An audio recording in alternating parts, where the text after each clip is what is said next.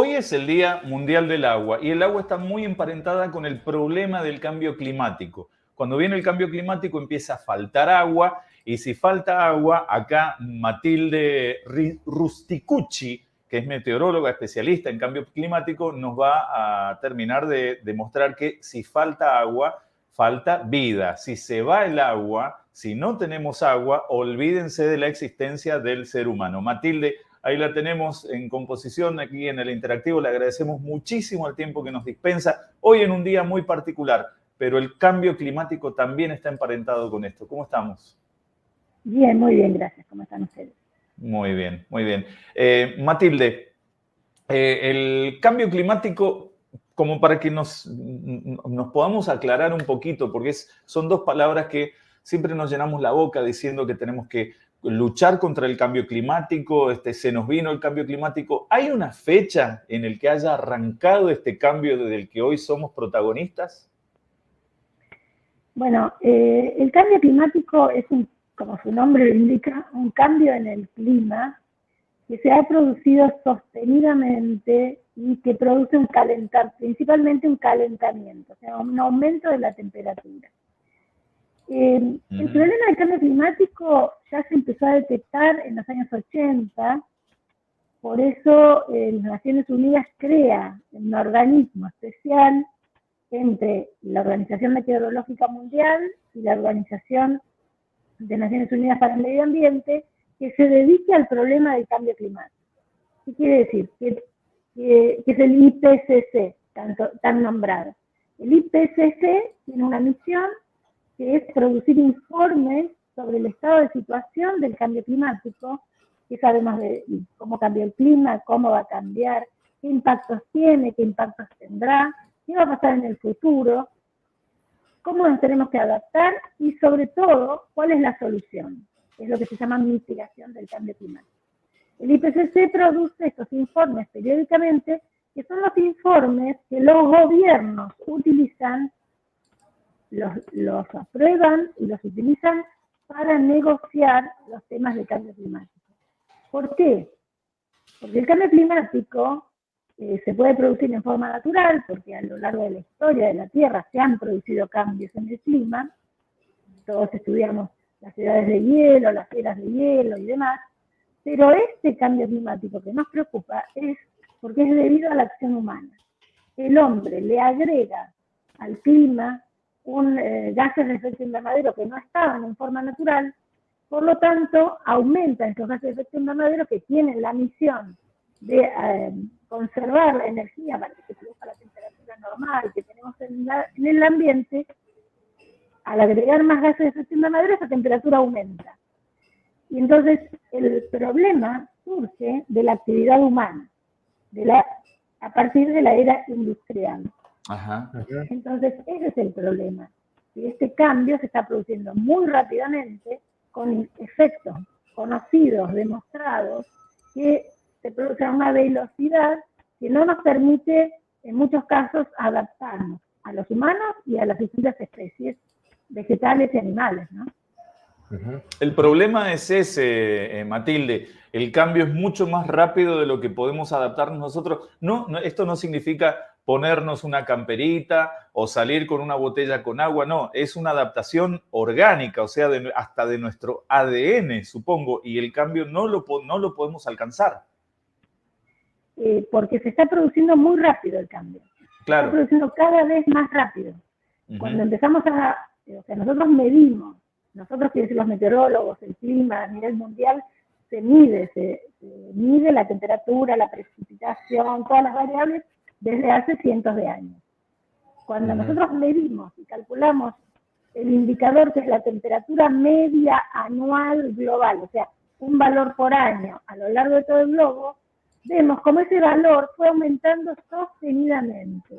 Y si miramos cuánto aumentó a principios del siglo hasta mediados del siglo XX, fue muy lentamente. A partir de mediados del siglo XX al presente, cada vez aumenta más rápidamente. Eso es un indicador, no es lo único que cambia. Cambia la temperatura y cambia la precipitación, la disponibilidad de agua, como decías, es el Día Mundial del Agua, por lo tanto hay que tenerla muy presente, entre otras cosas. el nivel del mar, los deshielos, todo eso fue aumentando cada vez más rápido, se está produciendo. Entonces, la capacidad de adaptarnos es cada vez está más en riesgo, es cada vez más costoso adaptarse al nuevo clima. Bueno, y sobre eso, Matilde, justamente le quería preguntar, ¿cuáles son los principales desafíos que tienen los gobiernos, las sociedades, en torno a la gestión del agua al día de hoy? Bueno, justamente, cuando nosotros vemos en nuestro país en particular, y pensamos en que tenemos dos grandes regiones, nuestro país al este y al norte, la zona de la Pampa, la Mesopotamia, con agua suficiente y con proyecciones de mayor precipitación hacia el futuro. Cada vez va a llover más, a pesar de la sequía en la que estamos involucrados estos años, pero a largo plazo las proyecciones son mayor precipitación. Ahora, cuando miramos la zona de Mendoza, Cuyo y todo el sur de nuestro país, la Patagonia, las proyecciones son a que tengan cada vez menos precipitación. Cada vez menos lluvia implica que el suelo está cada vez más seco. Y si a eso le sumamos, sobre todo en las zonas cordilleranas, el agua de deshielo, que cada vez se produce menos nieve en el invierno por el aumento de temperatura, la falta de agua es un punto, es un riesgo, hay que prestarle mucha atención en eso. Matilde, desde Mendoza llega un mensajito: para mitigar el cambio climático hay que hacer acciones permanentes, por ejemplo, no a la tala de árboles, creación de reservas de fauna y flora, cuidado del agua y de los suelos, de la biosfera, importantísimo tema. Sí, pero más allá de eso, Matilde, ¿la culpa de todo la tiene el ser humano o hay un porcentaje que esto naturalmente iba a ocurrir y estamos perdiendo la pelea? No, naturalmente tendríamos que tener una temperatura muy inferior a la que tenemos ahora. Eso está probado, se puede probar que por efectos naturales la temperatura tendría que haber descendido. Es más, a largo plazo veníamos en un descenso de temperatura, largo, estoy hablando de cientos de miles de años. Veníamos en un descenso de temperatura. Los últimos miles de años, 2000 años, la temperatura venía descendiendo hasta que a partir de la era industrial comienza a ascender. Pero, Matilde, perdón que la interrumpa, estamos hablando de miles y miles de años y en 200 años nosotros echamos a perder todo. Es como que hicimos un asado y de una patada tumbamos la carne y acá no come nadie. Exactamente, más o menos así fue. Es más o menos así porque la industrialización que comenzó en Inglaterra, ya por 1800, ¿no? Casi 1900, se expandió rápidamente. El uso de petróleo para producir energía es generalizado, es una forma muy eficiente de energía. Entonces, con los años cada vez se avanzó más en obtener petróleo, por ejemplo, para producir energía. Al producir la combustión del petróleo es que eliminamos los gases de efecto invernadero. Pero si a eso le agregamos, como decía recién el mensaje, y además deforestamos, que la forestación, la vegetación es un absorbedor, es un sumidero, o sea, absorbe el exceso de dióxido de carbono. Pero si eliminamos las selvas, eliminamos los bosques, estamos siempre a favor del calentamiento y del aumento de temperatura. Entonces, realmente toda la acción humana, en toda la conjunción, hizo este aumento de temperatura tan intenso y aumento de los extremos, aumento de las olas de calor, de las lluvias intensas, etcétera, etcétera. Matilde, yo para finalizar, por mi parte, quiero pedirle alguna reflexión en torno a la contaminación, los niveles actuales de contaminación que tiene el agua de nuestro planeta. ¿Qué nos puede decir? Bueno, ese es otro rubro que no tiene que ver exactamente con el cambio climático, pero que sí tenemos que prestarle mucha atención, dado que el recurso agua puede ser un recurso escaso, sobre todo en zonas donde ya es un recurso muy valioso y muy valorado, ¿no? Como la zona de Mendoza. Claro. Claramente la contaminación de las aguas hay que cuidarlas desde la fuente, ¿no? Desde la fuente contaminante, principalmente, porque es mucho más fácil económicamente o en cuanto a energía evitar la contaminación que descontaminar.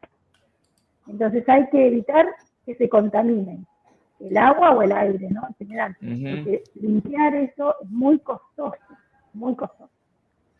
Bien. ¿Qué hubiera sido de este planeta? Bueno, es una pregunta retórica, ¿no? De no haber existido el hombre. Tal vez ahora que hay inteligencia artificial se le pueda preguntar a una máquina qué hubiera pasado. Te doy estos comandos, estos parámetros, a ver qué hubiera ocurrido. Seguramente sería un planeta mucho más verde y mucho más sano. No lo podremos saber nunca. Matilde Rusticucci, meteoróloga, le queremos agradecer mucho el tiempo que nos dispensó. Son amargas estas informaciones, pero hay que saberlas porque acá estamos todos incluidos en este planeta que no venimos cuidando para nada. Le agradecemos mucho, Matilde. Gracias a ustedes, y lo importante es que hay solución, hay que ponerla en práctica. Hay que ponerla en práctica. Ahí estaba. Gracias. Matilde Rusticucci, Gracias meteoróloga, por su tiempo, especialista en cambio climático, así habló en el Interactivo. Hasta las 14, el Interactivo.